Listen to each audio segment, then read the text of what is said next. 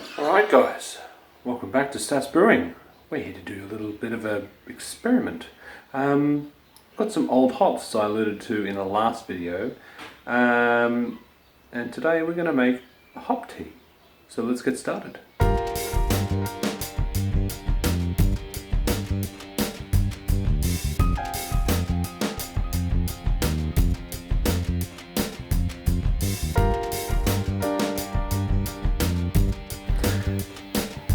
I've selected at the moment the first run. Let me turn the camera around so you can see. So you can see I've got 5 cups here and 2 different Columbus, both 2013. So these are like 3 years old. Then we've got 2 lots of Galaxy. This is 2012, and this is 2015, and this is summer hops. So I'm kind of thinking at the moment going more of a pale ale. So I do have some East Kent Goldings, and we've got some Challenger there as well. That's only 20 grams. What else do I have? Let's have a look. What a week. SARS B, that's from 2012. North Down 2011, that's getting pretty old. Fuggles 2014, it's only 18 grams though. Challenger, East Kent Goldings, 32 grams. Then I've got New Zealand hops here, which are much newer. These are only about a year old, so I'm not going to bother testing them because they're all pretty fine. Yeah, so I picked these out because there's kind of enough in here. Because I'm going to use 2 grams in this test, so I'll end up with sort of almost 60 something grams of Columbus, and what's this, 39, 37, almost 60 grams of Galaxy, and some summer. So anyway, the article that I'm referring to is from a Beersmith blog. I'll put a link down in the description. Yeah, so it was originally using 28 grams in 1 litre. I'm going to take a small sample and do 2 grams per 100 ml in a teacup. So I've just boiled my kettle. So let's measure it all out then. Let's have a look. Just documenting one problem I had. These scales, they're not very accurate between 0 and sort of 4 grams. So initially I was tearing this off and trying to get the grammage that way, but I was never able to. It would read nothing and then jump to 4, so that was kind of annoying. So what I did is I re-teared it, put this on. This glass is 182 grams, and now I'm hoping to get 184. Yeah, sweet. I've just gone through and recalibrated all of those weights, so now we should be good, and we're just on to the last one, which is summer. Alright, we have our 100 ml of water. I've preheated the cups to try and eliminate heat loss. So yeah, 100 ml, let's dump them in. So this is the Columbus from 2013. This is also Columbus from 2013, but a different batch. This is Galaxy from 2012. This is a Galaxy from 2015. This is Summer from 2014. I should say the date today.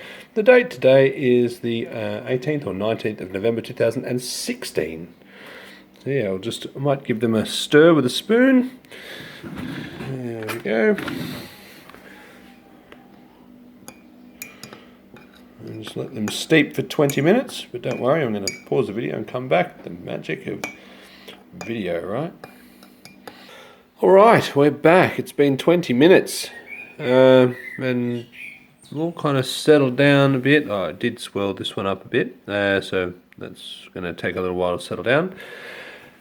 But let's go in and have a smell. I might turn the camera around so I can do this with one hand. Alrighty, so this is the Columbus 2013.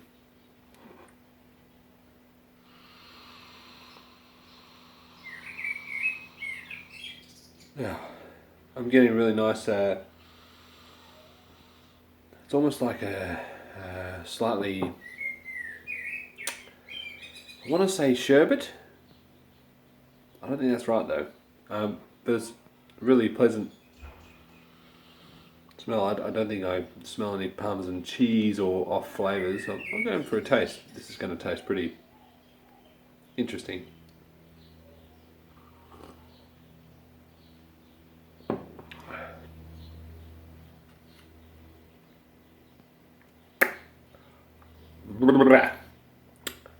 Won't be doing that again. Yeah, that's 15% alpha acid. Yep. Excuse me, I'll be back in a minute. Yeah, maybe not do that. There is if you read the article that's linked, that I linked below, they do talk about the best way to get a sense of how a hop is going to work in a brew is to make a hop tea with malt extract or some wort, so you get that sweetness balance. Of course, it's going to change once you ferment it, as you know. That was one of the things that I enjoyed learning when I started a home brew. Is, you know, you taste the ingredients as they go in, you taste the wort as it finishes the mash, then you taste it once you add the hops, but it's still got all the sugars in there, then you taste it as it ferments out and all the sugar, the sweetness goes away, then as the hops age, you know, the beer is constantly changing, so you know, I really like that about homebrewing, and so this is an extension of that, but I would not recommend drinking a hop tea. That's just for me, unless you know, like that sort of thing. So this is the Columbus, also from 2013, but the alpha acid's slightly different, and if you remember, the pellets looked very different. These ones were long and thin, and the other ones were quite short and cut up. So let's have a smell. Initially, when I first dropped the hops in, they smelled quite different, but now they're smelling quite similar. If anything, the first one's slightly more of a pungent smell, but they're kind of ballpark, and again, I don't smell any off flavours or aromas. Next is the Galaxy 2012.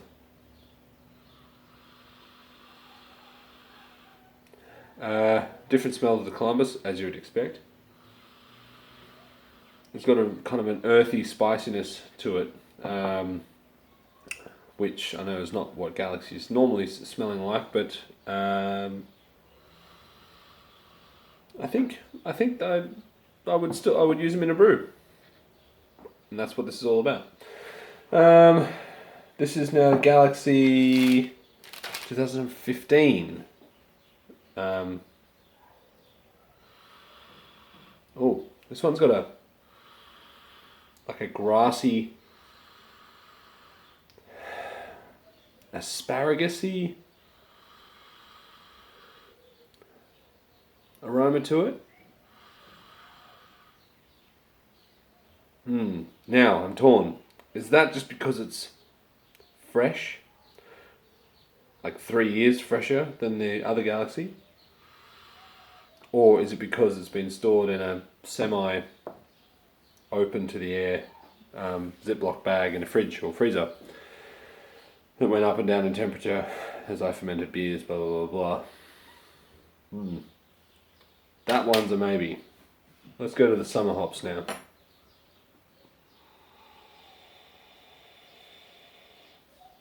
Whoa. Okay, this is only a 5% alpha acid hop. Really kind of, again, a bit of an asparagus-y, earthy, vegetal